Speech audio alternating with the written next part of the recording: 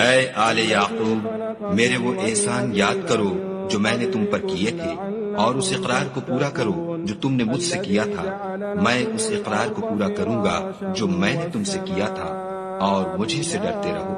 اور جو کتاب میں نے اپنے رسول محمد صلی اللہ علیہ وآلہ وسلم پر نازل کی ہے، جو تمہاری کتاب تورات کو سچا کہتی ہے، اس پر ایمان لاؤ اور اس سے منکر اول نہ بنو، اور میری آیتوں میں تحریف کر کے ان کے بدلے تھوڑی سی قیمت یعنی دنیاوی منفعت نہ حاصل کرو،